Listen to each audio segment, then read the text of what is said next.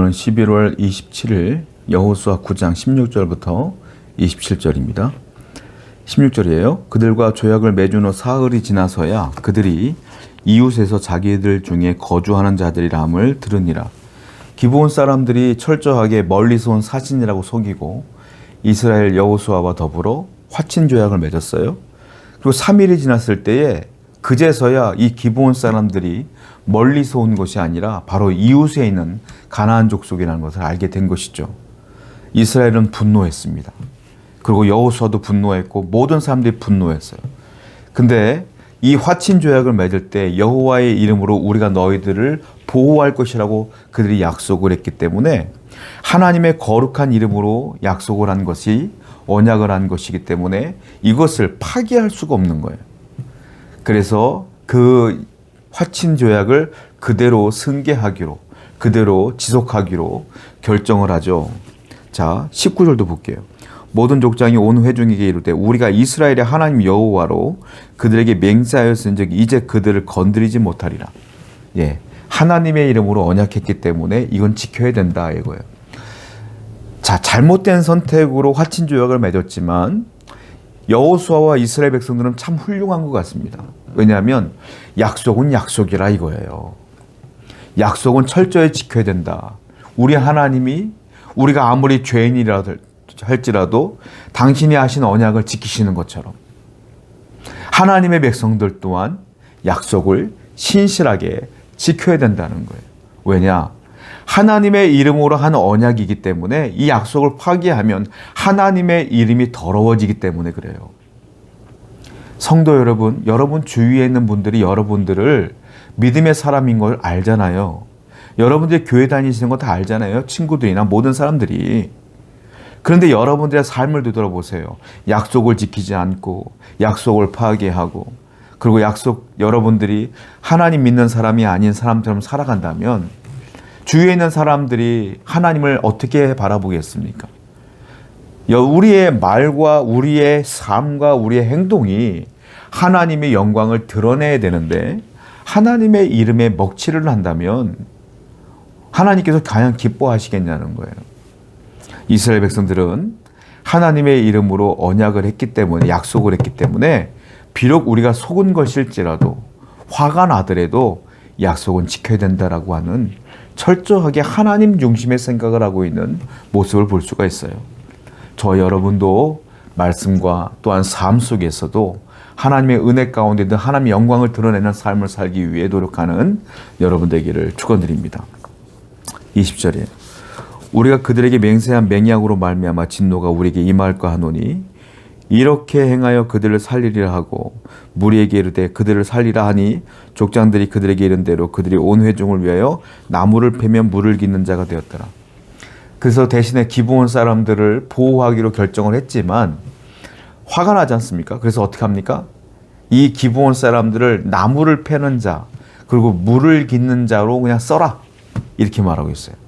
마치 노예처럼 쓰는 것처럼 보이죠 이게. 그런데 사실 이게 그런 의미가 아니에요. 이게 무슨 말이냐면 성전에 관한 일입니다. 나무를 패고 물을 깃는 것은 성전을 관리하는 일 중에 하나인 거예요. 그러니까 이 사람들이 평생을 그렇게 살아. 그리고 하나님의 성전을 위해 사는 존재가 된 거예요. 기브온 사람들이. 그래서 보면은 마지막 절까지 보면은 그들은 계속 여호와의 제단을 위해서, 왜냐하면 제단에 번제를 드리려면 불이 있어야 되지 않습니까? 나무를 계속 베는 거란 말이에요. 나무 베는 일, 물 깃는 것도 마찬가지예요. 제물을 닦으려면 물이 필요하지 않습니까? 그러니까 계속 물을 깃는 것.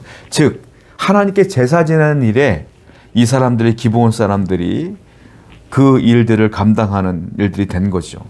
그러다 보니까 어떤 일이 벌어지냐면 이 기브온 사람들은 이방 사람들이지 않습니까?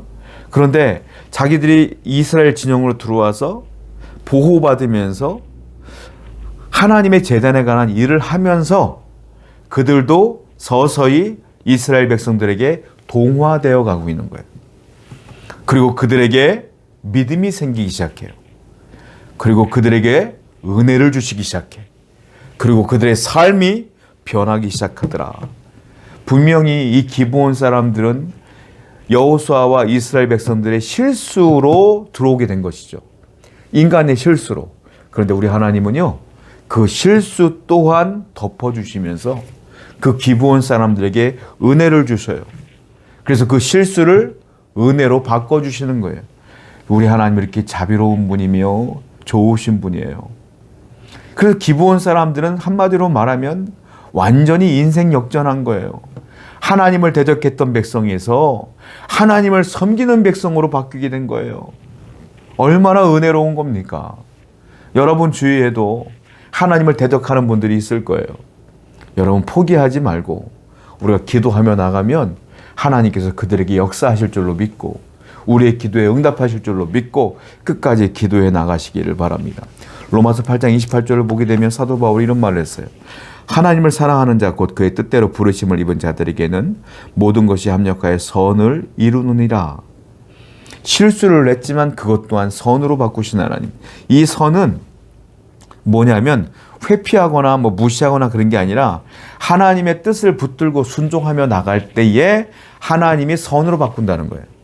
자, 이스라엘 백성들이 실수했지만 하나님의 영광을 위하여 그 언약을 지켰죠. 하나님의 말씀에 순종하려고 노력한 거예요.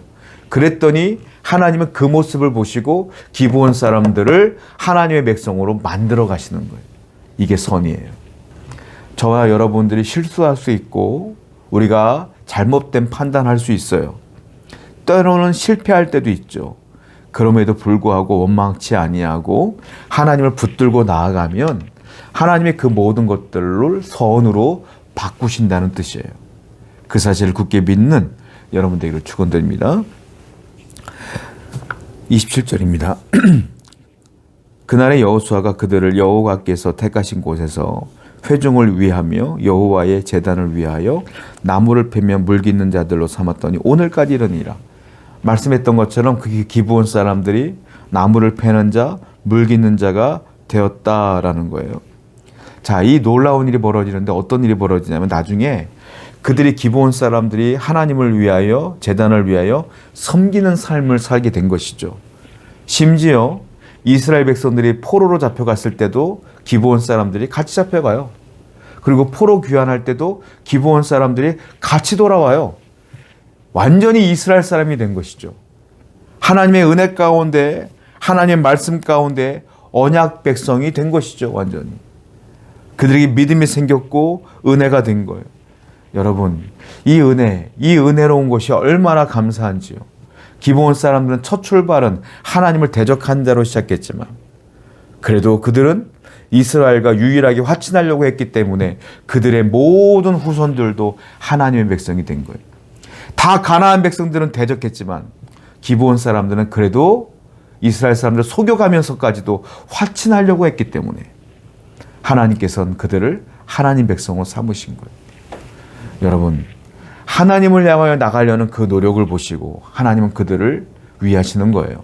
우리 또한 끝까지 하나님을 향하여 나가려고 노력하고 하나님 백성답게 살려고 노력할 때에 하나님의 사랑과 은혜가 더욱더 충만하게 될 줄로 믿습니다. 기도합니다. 우리의 실수도 우리의 실패도 결국 선으로 바꾸시는 하나님을 바라보게 해 주옵소서. 예수님의 이름으로 기도드렸습니다. 아멘.